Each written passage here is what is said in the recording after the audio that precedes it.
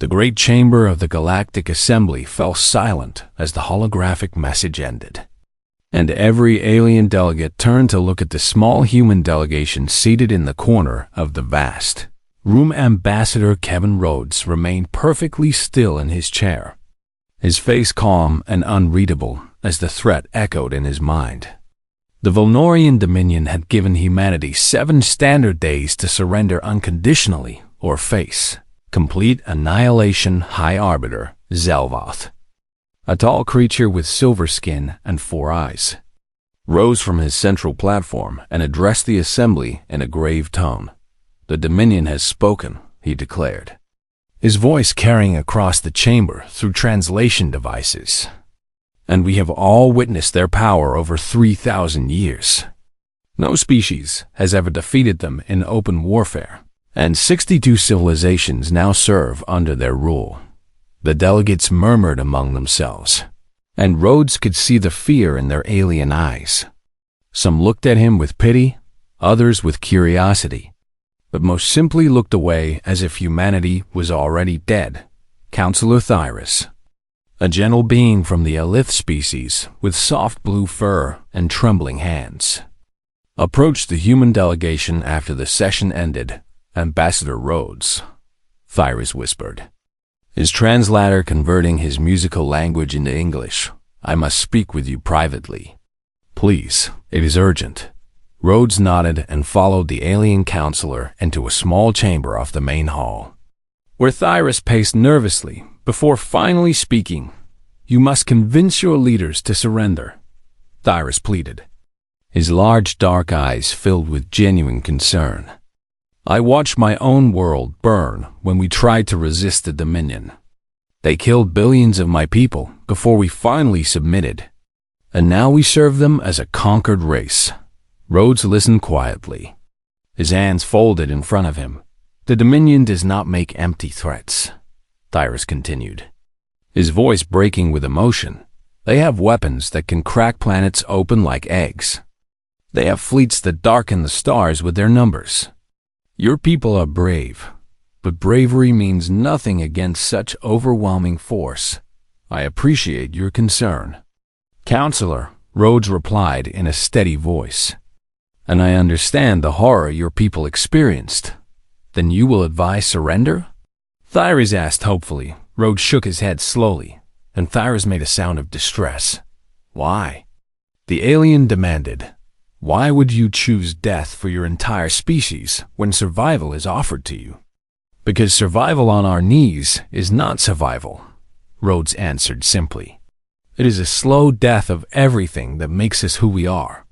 Thyrus stared at him in complete bewilderment, unable to comprehend the words coming from this strange human back in the main chamber. The other delegates watched as Rhodes returned to his seat and requested a secure communication channel to Earth. The assembly granted his request, and a massive holographic display showed the connection being established across the vast distances of space. Every species present expected to witness humanity surrender. They had seen this scene play out many times before with other young civilizations facing the Dominion's might. The communication reached Earth Command, and Rhodes transmitted the Dominion's ultimatum in full detail. He explained the 7-day deadline, the threat of annihilation, and the absolute certainty of the alien delegates that resistance was impossible. Then he waited. The response took only minutes to arrive. Faster than anyone expected, Commander Laura Mitchell's face appeared on the screen, her expression hard as iron and her voice clear as crystal. "Ambassador Rhodes," she said, "Earth Command has reviewed the ultimatum and consulted with the United Nations Council. Our response is as follows." The entire assembly leaned forward, expecting words of negotiation or pleas for mercy. "Request denied," Mitchell stated firmly. "Humanity does not surrender. We do not kneel. We do not submit to threats or bow to tyrants, no matter how powerful they believe themselves to be." The chamber erupted in shocked gasps and confused murmurs. High Arbiter Zelvoth rose again, his 4 eyes wide with disbelief. "Ambassador Rhodes," he said, his voice carrying a mix of confusion and something that might have been respect. "Does your species understand what you are choosing? The Dominion will send their full military force against you. They will not stop until every human world is ash, and every human is dead or enslaved." Rhodes stood up from his chair and faced the assembly. And in that moment, something changed in the room. The small human who had seemed so insignificant among the towering alien forms suddenly commanded the attention of every being present. "We understand perfectly," Rhodes replied, his voice echoing through the vast chamber. "And our answer remains the same. But why?" Zelvoth pressed, genuine curiosity replacing his formal diplomatic tone. "Are humans not afraid of war? Do you not understand death? Every species in this galaxy has eventually chosen submission over extinction when faced with the Dominion. What makes humanity different?" Rhodes smiled, and it was not a smile of arrogance or madness. It was the smile of someone who knew a secret that others could not comprehend. "High Arbiter," he began, "humanity has been at war with itself for over 10,000 years. We have fought over land, over resources, over ideas, over freedom, and over the simple right to exist as we choose." He paused and looked around at the assembled aliens. "We have buried countless millions of our own people in wars that spanned generations." He continued, "We have developed weapons capable of destroying our entire world many times over, and yet we survived. We are still here, and we are still fighting." The delegates listened in stunned silence. "We do not seek war," Rhodes declared. "We do not celebrate it or glorify it. We understand its horror better than any species that is simply surrendered to avoid it. But we also understand something that perhaps you do not." "And what is that?" Zelvoth asked quietly. "That some things are worth fighting for," Rhodes answered. "That freedom has a price, and we have always been willing to pay it. That our children deserve to grow up standing tall, not kneeling before masters." He turned to face the direction of the Volnorian delegation, though they were not present in the chamber. "So tell your Dominion this," Rhodes said, his voice rising with power. "We are not afraid of your fleets. We are not afraid of your weapons. We are not afraid of your threats." He straightened his shoulders and spoke the words that would echo across the galaxy. "We have stared into the darkness of extinction before, and we did not blink. We are humanity, and we are ready for whatever comes."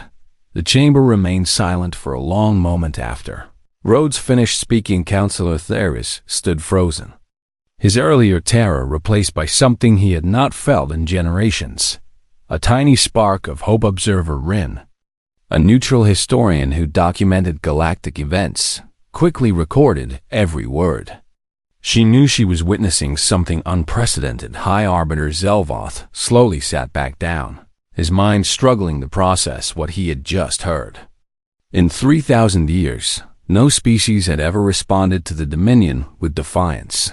Somewhere in the cold depths of space, the Dominion war fleet began its approach toward human territory and on Earth.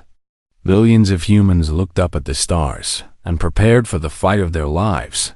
The war for humanity's soul was about to begin.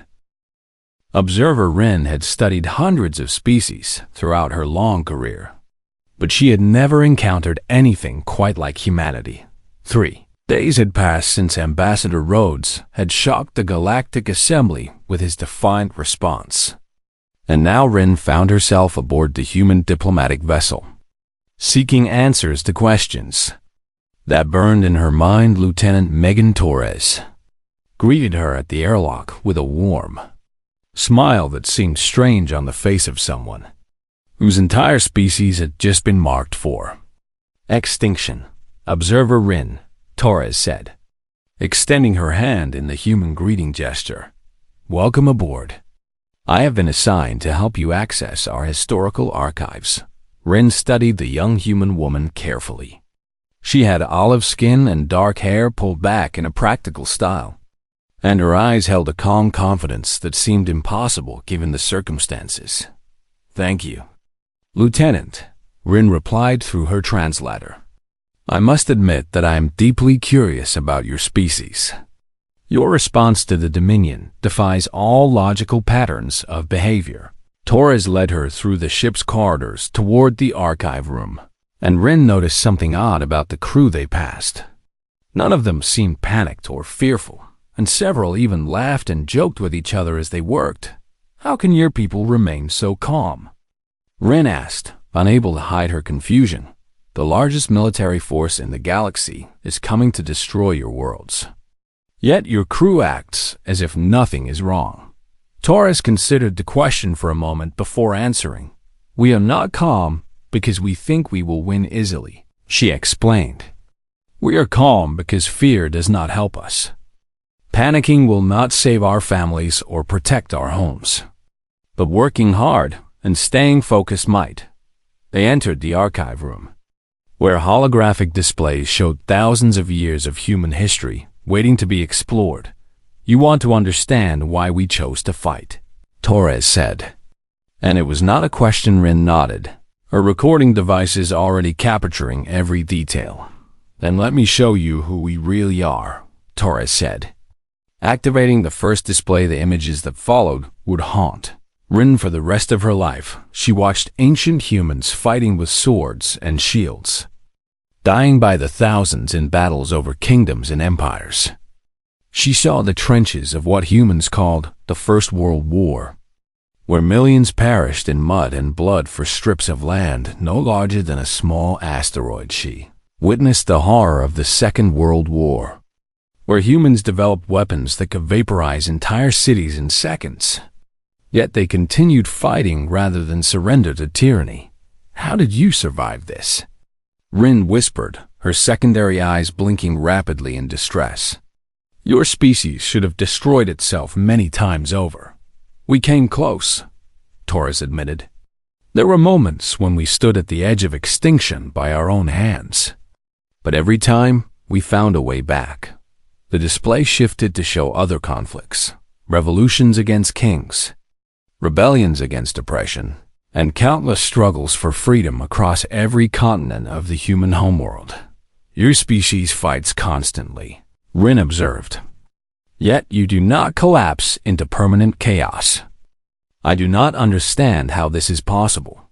Torres pulled up a new set of images, and these were different from the battles. Rin saw humans helping each other after disasters, rebuilding cities that had been destroyed, and embracing former enemies as allies. War is terrible, Torres said quietly.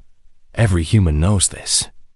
We feel the pain of loss deeply, and we mourn our dead with rituals that last for generations. She turned to face Rin directly. But we also understand something that many species seem to have forgotten. Torres continued, that there are things worse than war, that living as slaves is worse than dying as free people, that watching your children grow up under the boot of tyrants is worse than fighting for their future. Rin processed this information, her historian's mind struggling to fit it into her understanding of galactic civilization. The other species who surrendered to the Dominion, Rin said carefully. They believed they were choosing survival. Were they? Torres asked softly. Is it really survival when your culture is erased? When your children are taught to serve masters? When your very identity is stripped away piece by piece until nothing remains but obedience? Rin thought of the Alith people, who had been a proud and creative species before the Dominion conquered them. Now, they were servants, their art forgotten and their spirit broken. I am beginning to understand, Rin admitted, but I still struggle with one thing. You feel fear, do you not? Your biology is not so different from other species. Torres laughed. And there was no bitterness in the sound. We feel fear more than you can imagine, she said. Right now, my hands want to shake and my heart wants to race. I know that I might die soon, and that thought terrifies me. And how do you continue? Rin asked. Because we have learned to feel the fear and act anyway, Torres answered. Because our ancestors taught us that courage is not the absence of fear, but the decision that something else is more important. At that moment, an alarm sounded through the ship, and Torres quickly checked her communication device. "The Admiral has arrived," she announced. "Our defense fleet is assembling at the border." Rin followed Torres to the observation deck, where they could see the human fleet emerging from faster-than-light travel. The sight made Rin's heart sink. The fleet was small, perhaps 300 ships of various sizes, while the Dominion Armada numbered over 2,000. "This is your entire defense force?" Rin asked, trying to keep the pity from her voice. "This is what we could gather in time," Torres confirmed. "More ships are being built and more crews are being trained. But this is what we have right now." Admiral Daniel Connor's face appeared on the main screen, and Rin saw a middle-aged human with gray hair and eyes that had seen too much. "All ships." "This is Admiral Carter," he said, his voice steady and commanding. "The enemy fleet has been detected approaching the Vulcan system. They will arrive in approximately 16 hours. The crew listened in focused silence. "I will not lie to you," Carter continued. "We are outnumbered and outgunned. By all standard military calculations, we should lose this battle." He paused, and when he spoke again, his voice carried a fire that seemed to reach through the screen. "But we are not fighting by standard calculations," he declared. "We are fighting for our homes, our families, and the right to exist as free people. And in 10,000 years of warfare, humanity has never surrendered to those who would enslave us." Rin watched the human crew straighten with pride, and she finally understood these beings were not mad, and they were not foolish. They were simply unwilling to accept a future where they could not be free. As if to confirm her thoughts, a transmission arrived from Warlord Krathen of the Dominion. "Humans," the warlord growled through the communication system. "This is your final chance to avoid annihilation. Surrender now, and some of you will be permitted to live as servants of the Dominion." Admiral Carter's response was broadcast across every frequency. "Warlord Krathen," he said calmly, "this is Admiral Daniel Carter of the Human Defense Force. I have a message for you and your entire armada." He leaned forward slightly, and his next words would become legendary across the galaxy. "Come and take us." Rin felt something shift in the universe at that moment, and she knew that whatever happened next would change the galaxy forever. The Velen system burned with the light of 1,000 explosions as the two fleets collided in the darkness of Space Warlord. Krathen watched from the bridge of his massive flagship, expecting the battle to last perhaps an hour at most. The humans were outnumbered nearly 7-1, and their ships were smaller and less powerful than Dominion warships. Expected surrender within minutes, and total victory before his evening meal. He was wrong, Commander.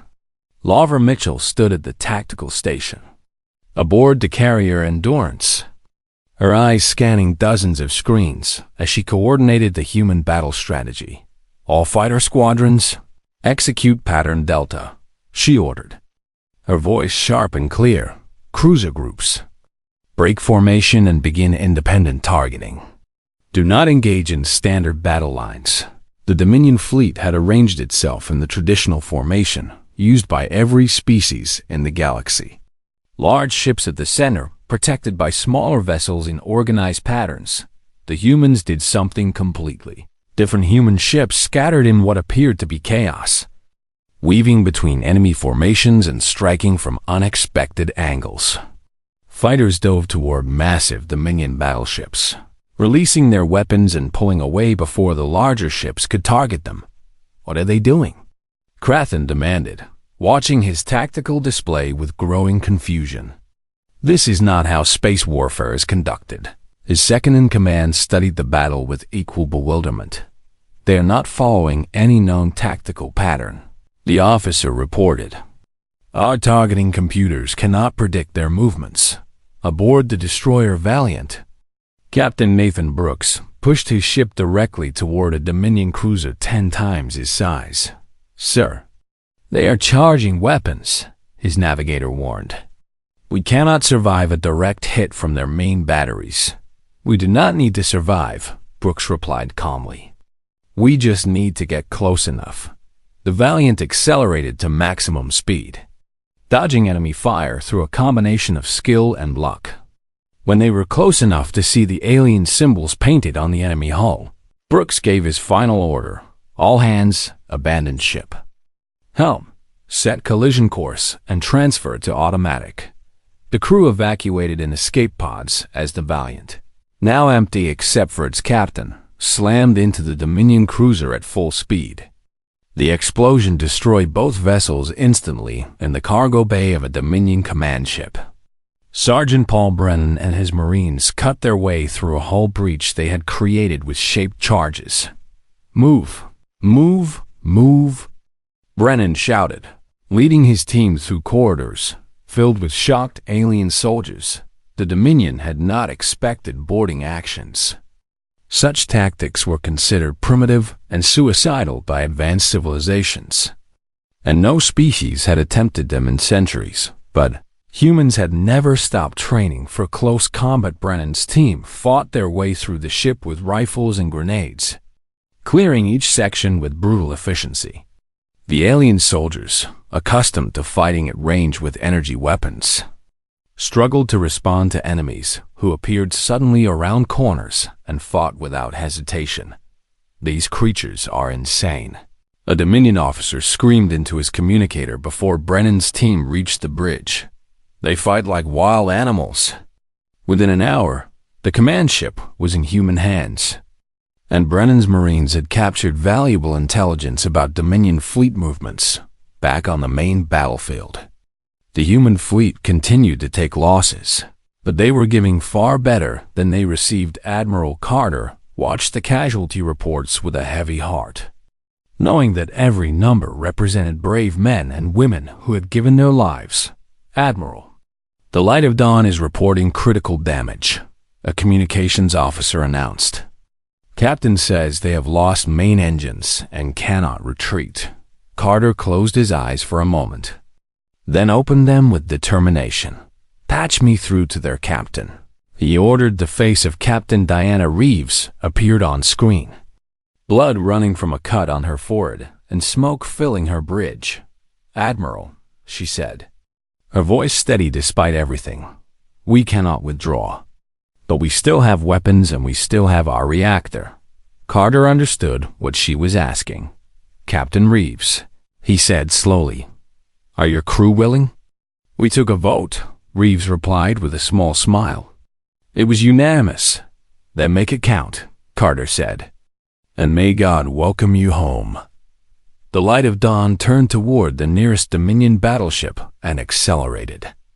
When the distance closed enough, Reeves ordered her reactor core overloaded, and the resulting explosion destroyed not just the battleship but 3 escort vessels as well. Observer Rin, watching the battle from a safe distance aboard a neutral ship, recorded everything with growing amazement and horror. "They sacrificed themselves so willingly," she whispered. Not in desperate final moments, but as calculated tactics. Lieutenant Torres stood beside her, tears streaming down her face as she watched her people die. "Every person in that fleet knows what they are fighting for," Torres said quietly. "They are not throwing away their lives. They are spending them to buy something precious. What could possibly be worth such a price?" Rin asked. "Freedom," Torres answered simply. "For their children and their children's children. They die so that others may live free." The battle raged for 6 hours, far longer than any Dominion commander had anticipated. When it finally ended, the humans had been forced to retreat from the Velen system, ceding the territory to the Dominion as expected.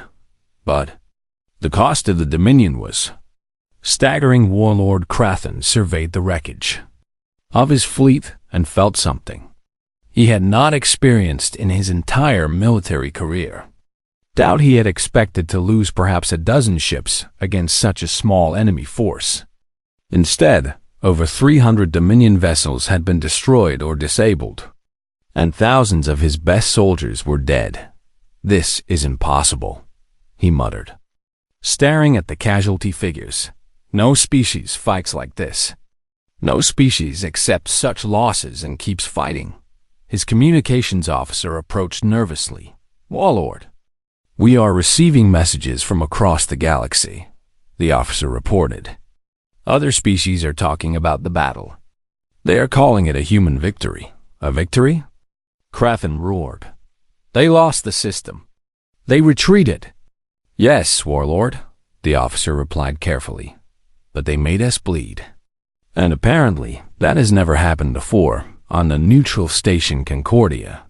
High Arbiter Zelvoth received Ambassador Rhodes for a private meeting. "Your fleet was defeated," Zelvoth observed. "Yet you do not seem discouraged." Rhodes shook his head slowly. "We expected to lose the first battle," he admitted. "Probably the second and third as well. But we also knew something the Dominion did not." "And what is that?" Zelvoth asked. "That we can rebuild faster than they can," Rhodes replied. "That every day this war continues. More human ships enter service and more allied species consider joining our fight." He leaned forward with intensity in his eyes. "The Dominion has ruled through fear for 3,000 years." Rhodes continued. "They convinced every species that resistance was impossible. So no one ever tried. But now we have shown the galaxy something they had forgotten." "What have you shown them?" Zelvoth asked quietly. "That tyrants can bleed," Rhodes answered. "That the mighty can fall. That a free people fighting for their homes can make even the greatest empire pay a terrible price. Across the galaxy, in the slave quarters and conquered worlds of the Dominion Empire, billions of oppressed beings watched the battle recordings, and for the first time in generations, they began to hope." 6 months had passed since the Battle of Velen, and the war had spread across 100 star systems. The Dominion continued to win battles, taking human colony after human colony with their superior numbers and firepower. But every victory cost them daily, and every world they conquered became a nightmare to hold admiral. Carter stood before a holographic map showing the current state of the conflict. And despite the red markers indicating lost territory, a small smile played at the corners of his mouth. "They expected us to collapse by now," he said to his command staff. Their intelligence reports predicted that humanity would surrender after losing 5 major systems. Commander Mitchell nodded as she updated the tactical display. "Instead, we have lost 12 systems and our recruitment numbers have actually increased," she reported. "Civilian volunteers are overwhelming our training facilities." Carter had implemented what humans called scorched void tactics before abandoning any world to the Dominion. Human forces destroyed all military installations, fuel depots, and strategic resources. The enemy gained territory, but found nothing useful to support their advancing fleets on the conquered worlds themselves. Human resistance fighters made occupation a constant struggle. Supply convoys were ambushed, military commanders were assassinated, and Dominion soldiers could never sleep safely. Warlord Krathen raged in his command center, surrounded by reports of setbacks and failures. "How is this possible?" he demanded of his staff. "We control the worlds. We have defeated their fleets. Yet they continue to resist. The humans do not seem to understand defeat," one of his advisors said carefully. "They treat every loss as a temporary setback rather than a final outcome." Krathen slammed his fist against the console.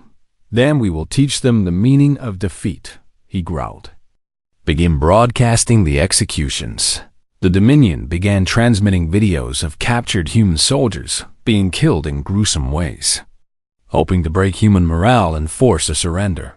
The response from Earth was not what Krathen expected. Instead of pleas for mercy or offers of negotiation, the humans sent back a single message, a list of names.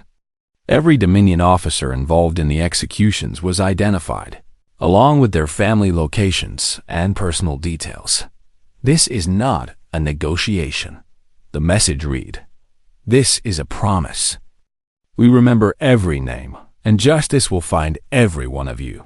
Crathen stared at the message in disbelief. "They threaten us?" He whispered, "They have lost half their territory, and they still threaten us." For the first time, some of his officers began to wonder if this war could actually be won. Meanwhile, something remarkable was happening across the galaxy. Counselor Thyrus of the Aleph people had watched the human resistance with growing admiration. The spark of hope that Ambassador Rhodes had ignited in his heart had grown into a flame that he could no longer ignore. "We must act," he told a secret gathering of Aleph leaders. "The humans have shown us that resistance is possible.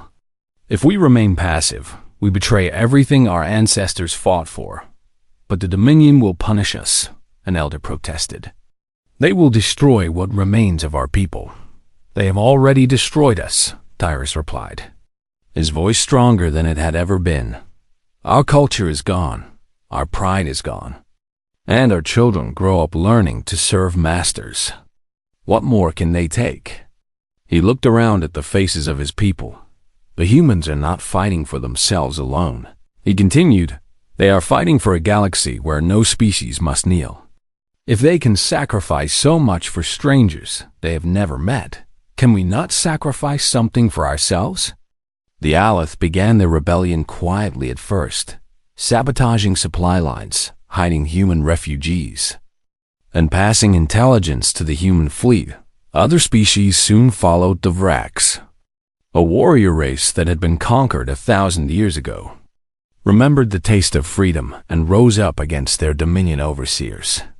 The Pentari, brilliant scientists forced to work on Dominion weapons, began deliberately introducing flaws into their designs. Observer Rin continued to document everything, her historical record growing into something unprecedented. "I have witnessed the birth of something new," she recorded in her private notes. For 3,000 years, the galaxy accepted Dominion rule as inevitable. Now, one small species from an unremarkable world has shattered that belief. She spent many hours talking with Lieutenant Torres, trying to understand the human spirit that had sparked this revolution. "You have changed everything," Rin told Torres one evening. "Species that have been slaves for centuries are now fighting for their freedom. You have given them something they had lost." "We did not give them anything," Torres replied. "We just reminded them of something they always had." Courage is not unique to humans, Rin. It exists in every being who has ever dreamed of freedom.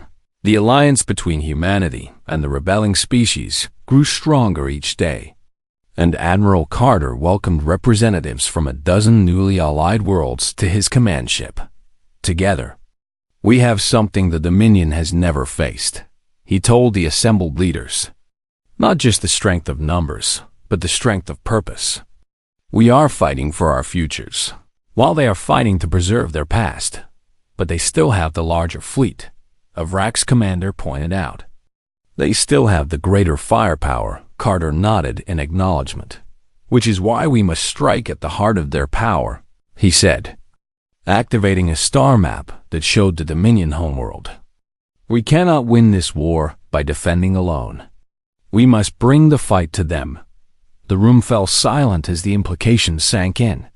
An attack on their homeworld would require everything we have, Commander Mitchell observed. "If we fail, there will be nothing left to defend our own territories. If we do not try, there will be nothing worth defending," Carter replied. "The Dominion will eventually grind us down through attrition. Our only hope is to end this war with a single decisive stroke." He looked around at the faces of human and alien commanders alike. "I will not order anyone to join this attack," he continued. "But I believe it is our best chance, perhaps our only chance, to build a galaxy where our children can live free, one by one." The allied commanders voiced their agreement. The final battle for the future of the galaxy was about to begin. Warlord Crathen received intelligence about the gathering allied fleet and laughed with contempt. "Let them come," he declared to his admirals. We will crush them at the gates of our homeworld and end this rebellion forever." He did not notice the doubt in the eyes of his officers, or the whispers spreading through his fleet about the humans who refused to stay defeated. Somewhere in the Allied fleet, Sergeant Brennan prepared his Marines for the ground assault that would follow the space battle. They knew the odds were against them, but not one of them considered turning back.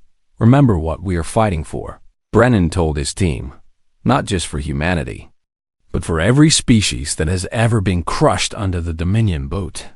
The fleet jumped toward Dominion space, carrying the hopes of a galaxy on its shoulders. The sky above the Dominion homeworld had never known the fire of war. Not in 3,000 years of conquest and domination. That changed when the Allied fleet emerged from faster-than-light travel and began its assault.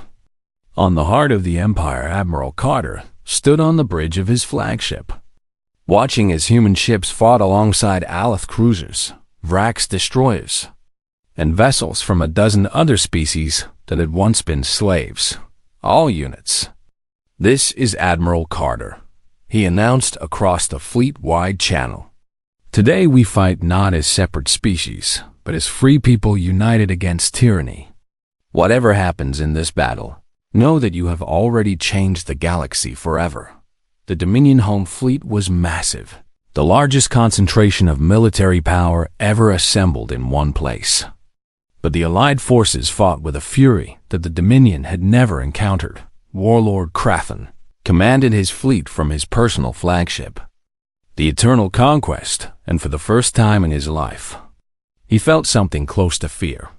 "They should not be this strong," he muttered, watching as Allied ships tore through his defensive formations. "They should not fight with such passion." His second-in-command approached with a grim expression. "Warlord, several of our captains are requesting permission to surrender," the officer reported nervously.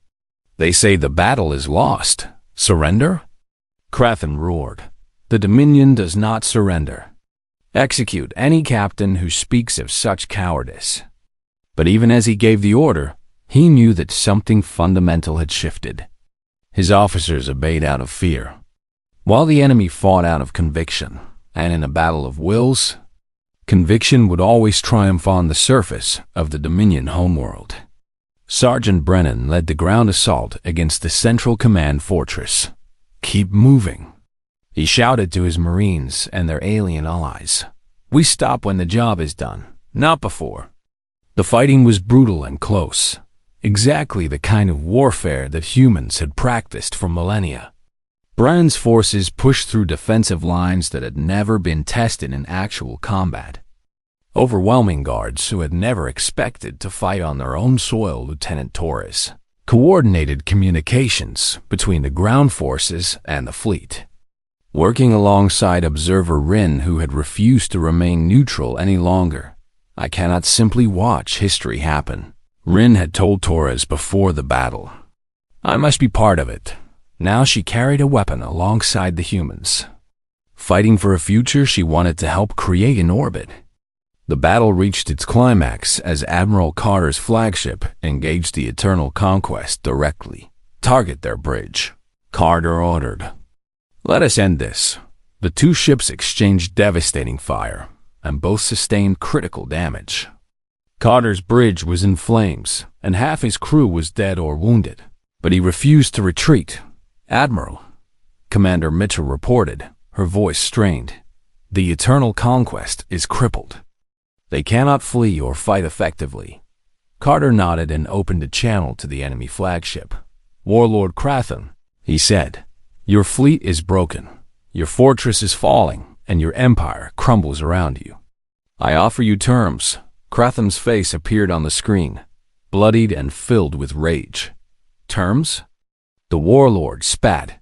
"You dare offer terms to the Dominion?" "I offer you something your empire never offered to anyone else," Carter replied calmly. "Mercy.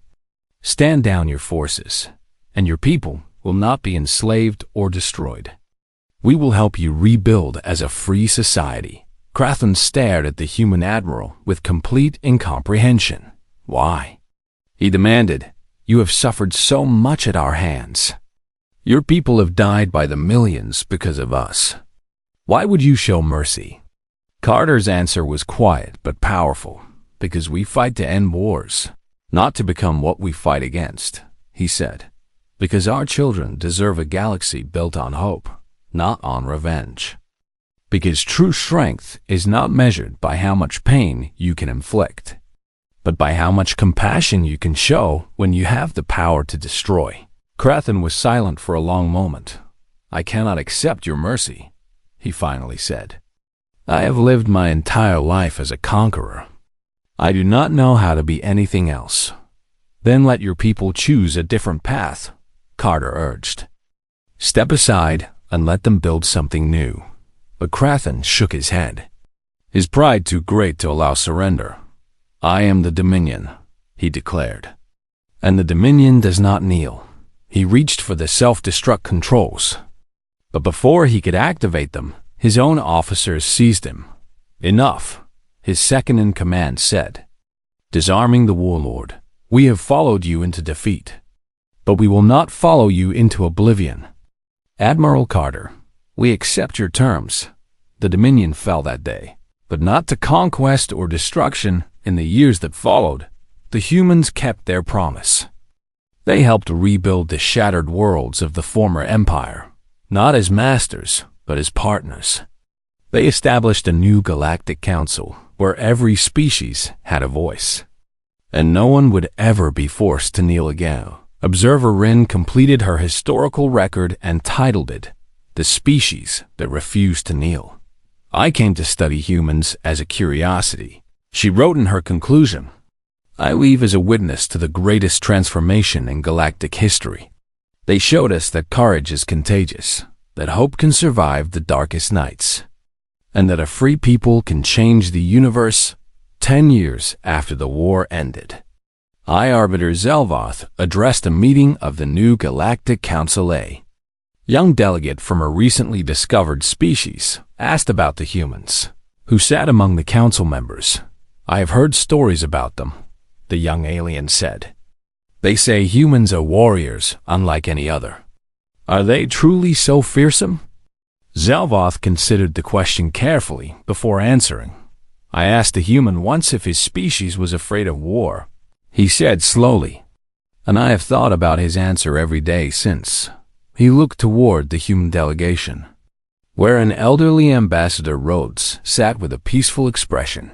"Humans fear war more than any species I have ever known," Zelvoth continued. "They understand its horror in ways that others cannot imagine. They have buried their children on 1,000 battlefields and wept for the cost of every victory." The young delegate looked confused. "Then how did they defeat the Dominion?" he asked. "How did they stand against an empire that had conquered the galaxy?" Zelvoth smiled, and it was a smile of profound respect. "Because they fear something more than war," he answered. "They fear a universe where the strong can crush the weak without consequence. They fear a galaxy where children grow up learning to kneel.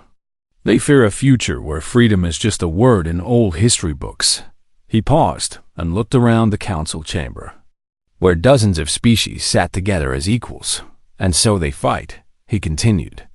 "Not because they enjoy it, not because they seek glory, but because they believe that some things are worth any price. They fight so that others do not have to. They sacrifice so that strangers they will never meet can live free." The young delegate was silent, taking in the weight of these words. "They are not the strongest species in the galaxy," Zelvoth concluded. "They are not the most advanced or the most numerous, but they have something that cannot be measured by weapons or ships." "What is that?" the young delegate asked, the courage to stand when others would run. Zelvoth answered, "The will to fight when others would surrender, and the wisdom to show mercy when they could choose vengeance." He looked once more at Ambassador Rhodes, who nodded slightly in acknowledgement. "That is what makes them human," Zelvoth said. "And that is why the galaxy will never be the same." The council chamber fell silent in respect, and somewhere in the stars, The spirits of all those who had given their lives for this moment seemed to smile. The war was over, and a new era had begun. An era where no species would ever face the darkness alone, because humanity had taught the galaxy to stand together.